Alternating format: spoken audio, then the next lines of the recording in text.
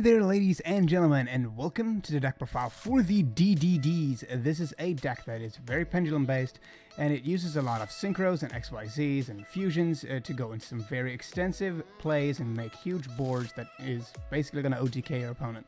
And this is I like the deck. This is a very non-orthodox way of building them. I just don't like the scale 10 and scale 1 that changes scales, because then you can't go into generic shit, which is what this deck really does well. And it's a combo oriented deck, I guess. You see most of the stuff here is you'll see how the deck plays once you actually play it. So first run double King Armageddon. He's basically our one of our 3 level 8s. We run doubles of him.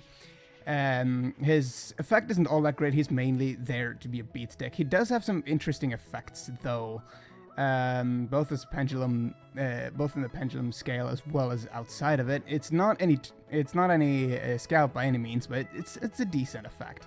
Next we go for the one Oblivion King. Since we have a Judgment King and we have Oblivion King. Oblivion King is basically here for combo potential. When he is special summoned from the graveyard, when he's normal or special summoned, I do believe, you can target one level 8 DDD, I think it was, level 8 DD or DDD monster in your graveyard and special summon it. Target one DD monster in your graveyard, special summon it. Yes. So if this guy's in your graveyard, since you use this fusion from your hand or something, and then you special summon out this guy in some way, you can bring out this dude and push for damage. Or you could potentially go into Kali Yuga, which is a really strong Xyz monster. Next we run the triple King Leonidas. Leonidas is really nice because he negates all effect damage you take while he's on board, and he's a pretty sizable beater on top of that. 2600 is nothing to laugh at. As well as he's a level 7, not necessarily saying that you will be going into many rank 7s in this particular deck, since you really want him on the board. But yes, he's a nice card. I run triples with him also because he's a pretty decently low scale. He's like scale 3. And his partner, which you're probably going to be using a lot in the other scale, is probably going to be your Proud Ogre, which is an 8 when he's in the Pendulum Zone, while you have another DD or DDD monster in your other Pendulum Zone. It becomes an 8, which is absolutely amazing. Next we go for the Proud Chevalier. We go doubles of him. He's basically there for Blood Mephist, as well as going into rank 5 plays if you really want to have them. I personally don't run any rank 5s in this for the most part. Actually, I don't run any rank 5s period, but you can, because Proud Chevalier is a level 5 that you can use for rank 5s. He's mostly there for damage, as well as, you know, going into Blood Mephist. Next we run double DD Cerberus. This card is it's decent. It's a nice little card that you can go into. It's just like, it's a decent bead stick, I guess. You're mainly just going to be using it for fusion fodder. This is basically the whole deck. It's just going into your fusions and XYZs and synchros and just beating your opponent down that way. Because the main deck monsters aren't all that. Like, the best ones are probably the Oblivion King and, well, Leonidas, honestly. Then we run the double DD Lilith. It's basically a better version of Cerberus. I was pondering on pumping this up to 3, but I'm not entirely sure yet. I'm still doing some playtesting with it. Basically, when it's normal or special summoned, you can add either one DD monster from your graveyard to your hand, or one DD monster's face up in your extra deck to your hand, which is kind of interesting.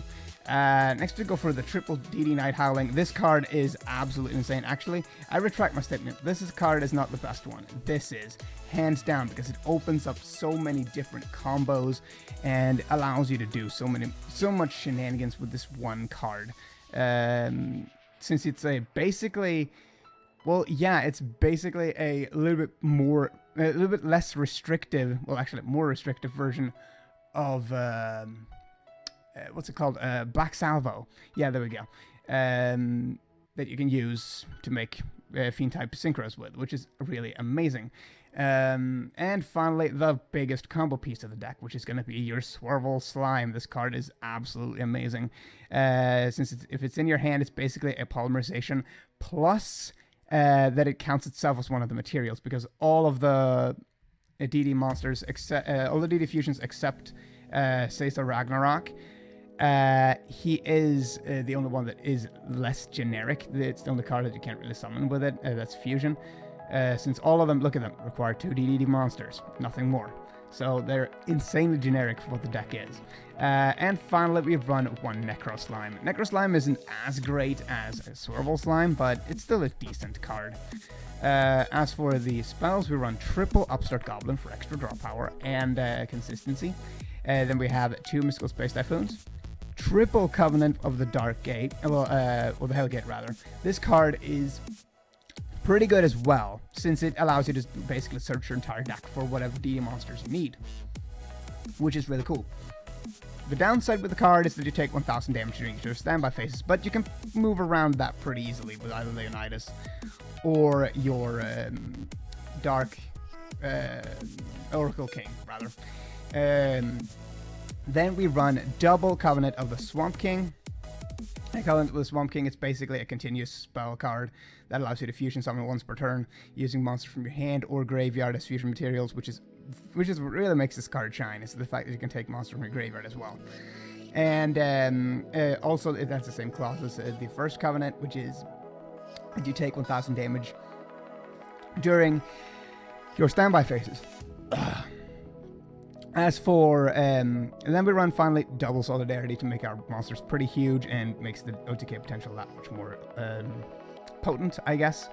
I might cut this out of the deck entirely, but it's an interesting little twist I put it. It's a tech, basically. Since the beats down deck at its purest form, basically. It's all about beating down your opponent quickly and without mercy. Then we have double D to recruit. This is an interesting card since it allows you to basically go plus, or rather, not necessarily go plus, but allows you to go equal with your opponent. So if they have more cards in the field than you do, you can add cards from your DD monsters from your or Covenant cards from your graveyard to your hand, up to the difference between the amount of cards you have and the amount of cards your opponent has. But you have to have less than your opponent before you activate this card. So, well, monsters, more or less.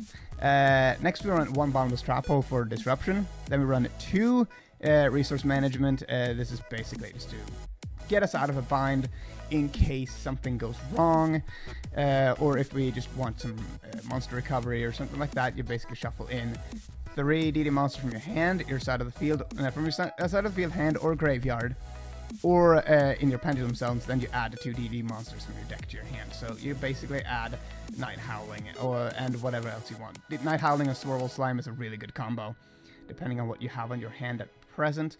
And finally, we run 1 Compulsory Evacuation Device. As for the monsters, we run extra deck rather. We run 1 Caesar Ragnarok, double Oracle King, double Blaze King, 1 Blood Mephist, 1 Chaos King Archfiend, 1 Gale King, 1 Armades, 1 Twin Dawn, Kali Yuga, let's see, 1 Dark Rebellion Xyz Dragon, 1 Kain Gorgon, 1 Wave King, 1 Heartland Draco, and finally 1 Castel. And that runs up the extra deck, guys. So tell me what you think, and I'm out.